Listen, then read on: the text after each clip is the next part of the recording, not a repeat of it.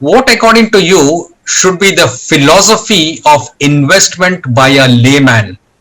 I think everyone is a layman to begin with. Nobody is an expert from day one. And I think it is very important to kind of understand that many times people feel stock market investing is either easy when the markets are going up and everybody is making money, or it is the worst place to be because then the market turns and nobody knows why and everybody loses money. So the range of emotions about the stock market range from probably investing means all. It's two different things actually together. But let me first start with the fact that if you start with the word investing, it has to mean something different than the word savings. Many times we feel that when we put money in the bank, it is I've invested in an FD. That I will not call investing. That is the part which is covered under the term savings. Now, what are savings and what are investments? Savings come with little or minimal risk. So when I talk about a State Bank of India or a government-owned, bank, and I put money with the bank, I am pretty much assured that the money is going to come back to me. There is no risk of losing that because the government is owned by the Government of India, and the Government of India clearly ensures that all the small savers are protected. So even if something really goes horribly wrong with State Bank of India, all the depositors will be assured of their money coming back to them.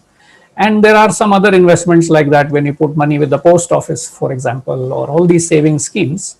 They are called savings. They don't come with any sort of investment risk attached to it. Now, when we talk about investments, then we are talking about possibly a higher rate of return. Possibly, I'm not again assuring anything, nor is anybody assuring anything.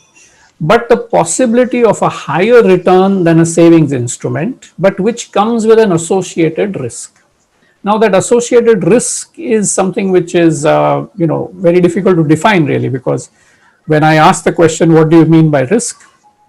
Everyone will come up with a different answer.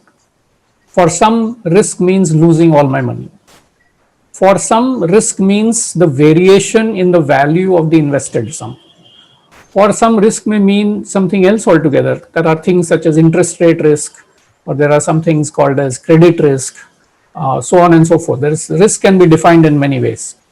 So likewise, when we invest, we also feel the same thing. Oh, even I can buy something which is cheap. I can look at some data, or when my friend or my brother-in-law or whoever tells me, oh, this is a hot tip, this is likely to go up. I do no other research, and I just blindly believe this person because whatever I think, or maybe a Tushar Pradhan is telling on TV or whatever it is. And we take these cues and we invest our hard-earned money in such things. I would caution everybody to say it is just like that doctor and paracetamol example. We may appear to feel that we know. We may have watched TV and we think, oh, I know what they are talking about, and we may invest, but it is fraught with a risk which is beyond our imagination because there's so much behind all of these activities which we have to learn. For a layperson, would you recommend select stock picking or going through the mutual fund route? But I feel that it is very necessary for everyone to know what is the difference between a stock, a mutual fund, a fixed income mutual fund, and an equity mutual fund. These things are all taken together to mean the same thing for many people. They say, oh, I bought mutual funds. But the liquid fund is a fund which only buys 3-month-old, very secure commercial paper. Okay, or in other words, only I would say a certificate of deposit with the banks. So which means there's absolutely no risk really of default in these products, but they will give you what is known as a money market return. So there is a money market, and that money market is probably the lowest of all yields because it is only for 3 months and it is very secure. So you can imagine in that risk spectrum, it will be the lowest yield. Now that mutual fund is only designed for parking away some sort of liquidity or I would say surplus that someone has for maybe 7 days, 14 days, for which I don't need to open a short-term bank deposit, something which I will continue to generate some return on, but I may need the money in 3-4 days again. That is what that mutual fund is designed for. This word mutual fund again says, oh, I bought a mutual fund. Is it better than stock? See how the confusing aspect starts. So mutual funds are of various kinds. Stocks per se, as I mentioned, are the proportionate share of ownership in any enterprise which is listed on the stock exchange. Buy a share of that listed company, and that is how stock investing starts. So that is one about stock investing. And mutual funds, on the other hand, now I'll stay with equity. And if I have an equity mutual fund, it is basically a portfolio, which means not one stock, but at least 30, 40, 50 stocks, depending on, of course, the disclosure will tell you, 40 stocks of equities of such companies this mutual fund buys. Now, by definition, if I were to compare this and that, it is 1 of 1 and 40 of that one. The variability of one stock or the standard deviation of the movement is much higher than the variability of 40 stocks. Why? Because they tend to cancel out each other. When one stock price goes up, the other one goes down.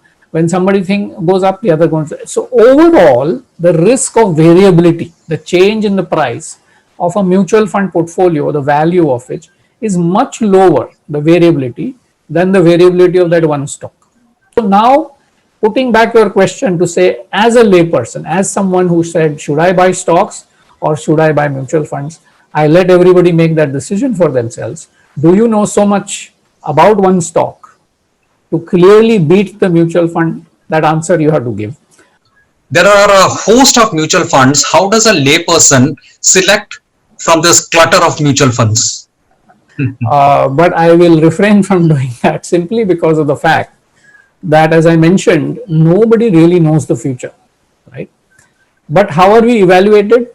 After the future is here, which means today, what was the future yesterday is available. So I can look back, right? So when I look back, I can evaluate each of the funds to say which fund has done better than others. That I can do. But there is nothing which tells me, and I can assure you this is not information which is widely understood, but it needs to be. Nobody knows what tomorrow will bring. Which means if the past performance of any fund has done whatever it has done, it's great. That's the past. But on the basis of this, can I judge that the same fund manager can do the same thing again perpetually? It's a question we have to ask ourselves. I don't know. I have the answer. Maybe some of them do. I don't know. But the fact is, when you read these advertisements about mutual funds, what do they say? Past performance is no guarantee or indication of future performance. People should look at the pedigree a little bit more, saying that how do they manage the money? All of this is available on websites, and as again I say, anything which you do by research is only going to be benefiting you. So the more you do, it is better. Have they just launched a new fund? There is no track record, so you're taking a little bit of a chance on how they will do. How have they done in the past? All such information is available. These are all public websites. You can go to Morningstar, you can go to Value Research, you can practically go anywhere. Even if you go to Money Control, they will tell you how to compare funds. It's very simple. Just go there but they will only compare performance. What's your take, and what should be the proportion of one's investment in gold? Especially for people from India and China, gold holds a significant amount of attraction. In India, gold has always been I would say, an asset class that people kept away for some difficulties which may come. So I'm sure all of these businessmen, when they turn around and say, oh, my wife mortgaged the gold for the initial capital and that is how I become big. So gold has its uses, but I would think that you should use it the way gold has been effectively used in the past, only as a insurance against extreme risk, that something has really gone wrong horribly. Then this is an asset class which holds value. It doesn't make you return. But to make it simpler, you just have to say that gold can be used as a hedge against very extreme economic conditions, where stock markets collapse, currencies collapse. So the last time gold actually, made a lot of return was during the 2008 financial crisis. If you remember the 2008 financial crisis, all stock markets were down. Currencies, even the dollar was under question whether it will hold value. Now, if the dollar has no value, what else will have value? I will leave you all with this last example. While I was growing up, there was a fantastic movie called Wall Street. And I think all of us, whoever wishes to invest in stocks or are interested also in the equity markets, it's a must watch. It is like, those syllabus that I give out.